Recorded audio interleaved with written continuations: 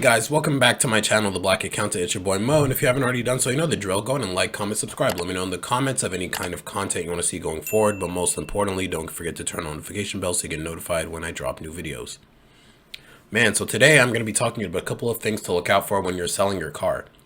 I actually just sold my car 2 days ago, and I was in a little bit of a hurry, so I just ended up selling it for just enough to break even, really. It wasn't much of a profit, but if you're going by straight line depreciation, technically I did make more than the car was really worth. But I digress. There's a couple of things to look out for when you're selling your car. Number one being, what is the car retailing for? So I had a Ford Focus, a 2015 Ford Focus, and it was white. So I Googled that first to see like what is the average price? How much is this general retailing for a used one?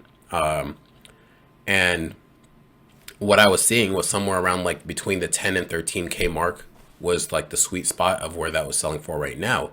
So I figured like, hey, okay, that's actually some money making, like that's decent money. Overall, I had paid 12K for the car when I bought it back in 2017. So if I could get that, then I would have already just really broken even completely, which is great. Having used the car for 4.5 years and then selling it for around the same value. But then you need to be a little bit more realistic with your expectations, right? If you use something and it has like higher mileage now, chances are you're going to sell it for a lot less than that. Also, it depends on, are you selling this through a vendor or are you selling this yourself? Now, it's important to know the difference because if you're financing a car, it's harder to sell it on your own because you need to have the title in your hand. You don't fully have the title to a vehicle that you're financing until you finish paying off the financing, then the car is fully yours to sell. But if you still have payments to make on that car, then you might want to wait until you have those payments completed and then sell the car. But the risk with that kind of move is that the car depreciates, as in it lowers in value over time. So the longer you hold on to it, the less value it has when you're trying to sell it. Now, if you want to go through like CarMax or Kelley Blue Book or whatever, as in you want to either trade in your car or get a cash offer value, then they can work with you if you're with a loan provider because you're financing your car. So what they usually do is they'll make you an offer. And if the offer is more than you have left on your loan, they'll pay off your loan to the loan servicer and you get the difference of whatever's left over. And it's a quicker way of getting rid of the car because A, you're not responsible for really selling the car. You don't have to like post ads or anything along those lines. You don't really need to do much besides bringing the car in for an inspection. And then they give you some kind of value for the car. So that's sort of the next thing you would do is you would want to get some kind of quote. So what I did was I went on Kelley Blue Book, I went on CarMax and and Carvana, and I got a quote from each of those. They all quoted me a little bit around the same range of like between 6 and 8K.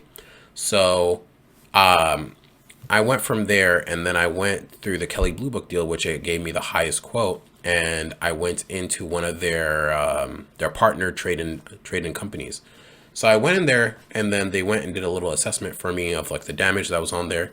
And this is where it's really up to you. Like, do you want to kind of like downplay any kind of incidents the car has had? You might want to also avoid talking about any dings or whatever that aren't that noticeable. But, you know, I always find it better to have honesty as the best policy and then just seeing where you can work from there. So my car, they gave me a much lower quote than what they had initially quoted online, which I believe is usually the tactic anyways, to get you with like a decent quote and then you come in and they try to lowball you a little bit more. But at the end of the day, you need to understand that this is still a business, right? They're trying to get the car for the least amount possible, fix it up if need be, and then sell it for the highest amount possible. So keeping that in mind, never go for whatever the first offer is. Always negotiate and realize that you do have the negotiating power, even if your car is crusty and beat up. Like, just understand how much it takes to really fix up your car. Like for me, my Focus was a little bit beat up in the sense that it was missing the mud flap underneath and the tires were pretty bald because like I hadn't switched out the tires in a long time. But overall, the engine was great, no major accidents, and only minor dings around. So ideally, to fix it up and really turn it around, might need to drop like 2K on a good paint job, like 40 to 60 bucks on some like tires per tire, and then the mud flap itself maybe cost me like 200 or so dollars, plus like 50 to 100 more dollars for the install if I didn't want to install it myself. And then I could sell that car for a much higher value. Probably I would land within the 8 to 9k mark of just selling that car. So I think that's the next step you would want to do, is figure out how much time and investment would it take for me to flip this car.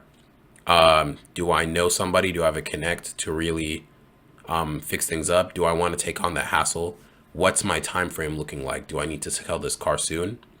Like, these are questions that you might want to start asking if that's something you're trying to do. So in summary, pretty much just do some research, go online, figure out how much something is retailing for, figure out what little edits or whatever things you need to do, like to spend or drop money on to fix. If you're going to sell it and you want to just get that turnaround, what's your timeline? What's your budget? And also just making sure that you don't get scammed, if anything. Like, a lot of times, like I was saying, it's a business. They'll try to offer you the least amount possible. You could probably get more than that. Be willing to exit. Be willing to walk out. That's always a negotiating power there. So what happened with me is they offered me 4K. I told them that's way too low for me. I told me that's the most he could go. And I said, bet. So he gave me the key, started driving out. And then as I reached the end of the garage and was about to exit to the street, I was like, wait, hold on. I'll sell it for more, like for $2,000 more. So I was able to sell it for 6K. And that's what I'm saying. Like, you have the negotiating power.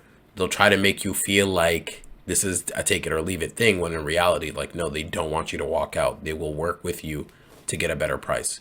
So be willing to exit. That's all I really had for today's video. Let me know what your thoughts are in the comments below, and I'll see you guys in the next video. Also, if you have experience with selling and buying cars, you know what? Drop some knowledge in the comments. It's always appreciated by people who look up these types of videos.